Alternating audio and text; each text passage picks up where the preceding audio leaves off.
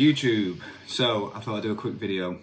First one I've done for a while, and it's to show this bad boy. I saw my 2080 Ti a few weeks before the RTX 3080 was released after the announcement, and it's taken me 7 weeks to be able to find one. So I had to get the first one that I found in stock. The first one that I found in stock was this. It's been said that it's a face that only a mother could love. I have to say though, upon seeing it in the flesh, maybe I'm a little bit biased, but I kind of like it a little bit now. This looks really cheap and nasty, I think. But I think when I'm going to mount it vertically, which I will do, I'm hoping it looks a little bit better in the case, and I'm going to try and tone down the lighting a little bit. But here it is anyway. I've not seen too many of these reviewed on YouTube. I think one person's done a review, and that was Hardware Unboxed. So I'm not going to go into any really benchmarks or anything because they're all out there. I just wanted to get another review out there and maybe show it in a different light. I know Hardware Unboxed did not show it vertically mounted either, so I'm hoping I'm going to be the first person to show that off. But I don't know if people realise how big these cards actually are. They are huge. So it's massive, guys. It's massive. It weighs a ton. But they include this little nice acrylic sag bracket. I wasn't aware of that when I bought it, so that might be a deal breaker for some of you. There's another little plastic block there, possibly to fit in the bottom of the bracket somehow. I'm not really sure how. I haven't looked into it.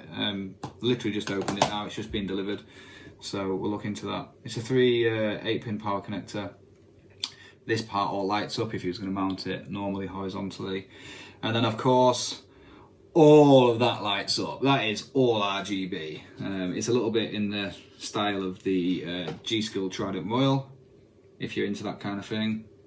I'm kind of not myself, but as you can see behind me, I'm not averse to a bit of RGB myself anyway. I do like a little bit of lighting on my desk. So the next thing is, will it fit?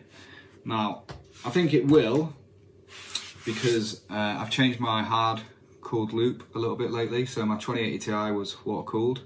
I had the EVGA hydro copper, and I decided for this generation to remove the GPU from that loop, because it was always a pain in the backside if I had to get behind, for example, you know, clearing the CMOS or anything like that. It was just a pain in the backside. So this time I've just gone CPU only, and I'm going to see how this stays cool under just air. So hopefully it's going to fit in this little gap here. I've made a nice space for it. I've got a 2070 Super, which I've been using temporarily. Actually pretty impressed with that card. So if you're rocking a 2070 Super, you should be quite happy with it because it is pretty decent. But I'll get the case apart and we'll see if it fits. So see you in a minute.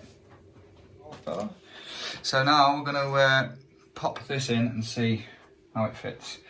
I've got my extra 8-pin cable in.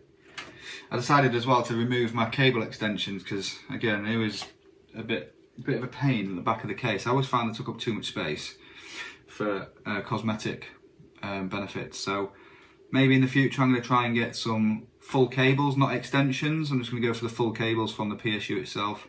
But for now, don't judge me, but I've got the standard 8-pin cables.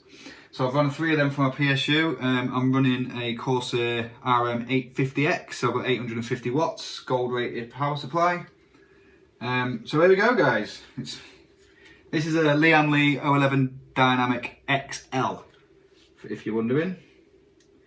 I've got the vertically mounted bracket, which actually takes a few, maybe an extra 1.5 centimetres off the left hand side there. So if you're measuring up and you're using the bracket, make sure you're taking account for your cards, because I know some cards are even longer than this one. The one card I was looking at was the Aorus Xtreme, and that is a monster.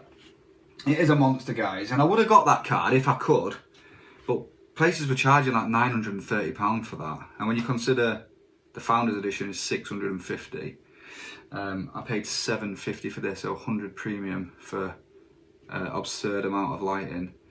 And then to jump up to £930, I don't think there's a lot of gain this generation. I think you're probably looking maybe 1, 2, 3 FPS maximum.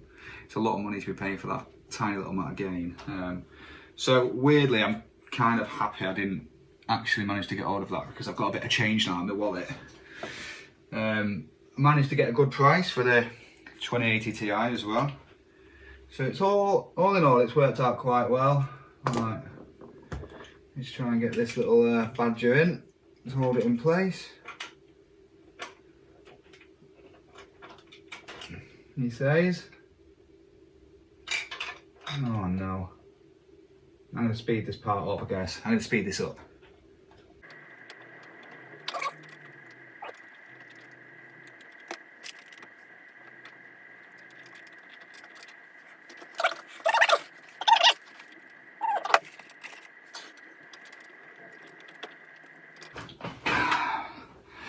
Okay guys, so we're kind of in business now. Let's take that light out of the way. I had a bit of an issue there. We're getting the little thumb screw at the back.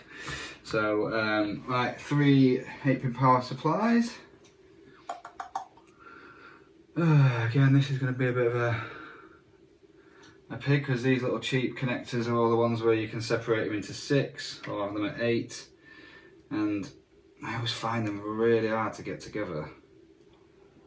Maybe I've just got rubbish fingers and thumbs.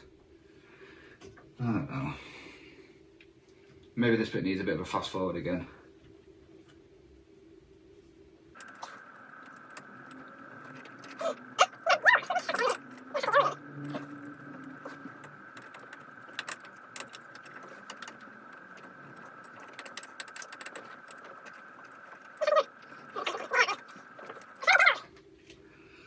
There we go.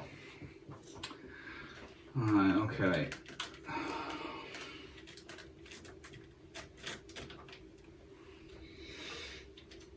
Alright, so the power cables are in. It looks a bit messy. You know, that's just one of the side effects of having the standard power supply cables, I guess. We've got all the extra bits, you know. One of the cables is like a dual one for people who don't have 3 outputs from the power supply. So you can actually daisy chain it, you know what I'm saying. I'm probably teaching to suck eggs a little bit here. Everyone knows the things with power supplies. I've just got my monitor cables in.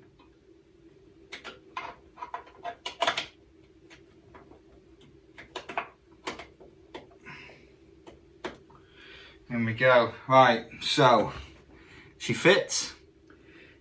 Doesn't look as bad as what I thought it would when I was checking on the internet. I'm sure hundreds of you, thousands maybe, are going to disagree with me there.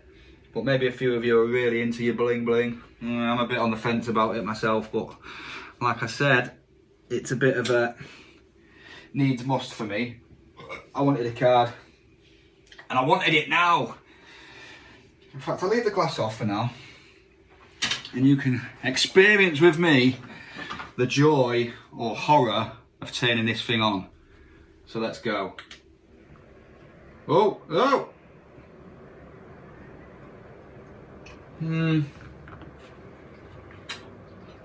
It's certainly very bling bling, and I tell you what, I've seen, like I said, I've seen the hardware unbox video, and it shows off the lighting, but I said it before, it looks better in real life.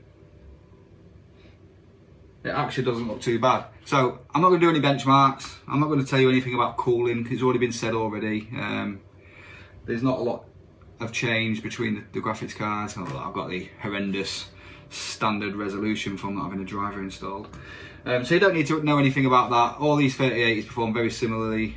You can overvolt them, undervolt them to gain a bit of temperature or a little bit of performance here and there. So a 3080 is a 3080 at the end of the day. If you can get one and you're desperate, I suggest just getting the first one you can find. I ain't too bothered about it being bling bling, because I have a glass side on the case and a few lights anyway, so for me it's okay, I can live with that. It's my PC, I'm not putting it on display. Nobody's going to come round and be like, what the hell have you done to your computer? I kind of like it. So that is the GAMEROCK. I will take you over to have a closer look.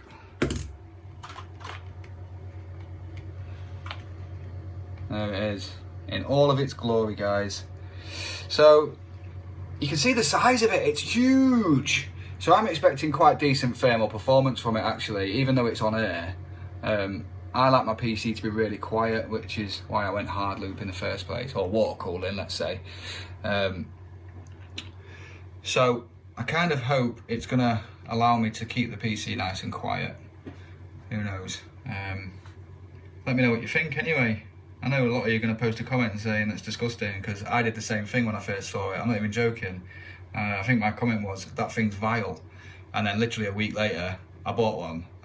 So here we are anyway. All the best guys, take care and good luck on your graphics card search if you are still searching for one, or maybe you're holding off for the AMD equivalent, which I'm told is quite decent as well, and on some benchmarks it's actually beating the 3080. I don't think it'll ever beat the 3080 on ray tracing though, but if it's just graphical performance you're after in frames per second, then that AMD one might be one to look out for as well. So thanks for joining me. My name's Darren, and have a lovely day. Goodbye.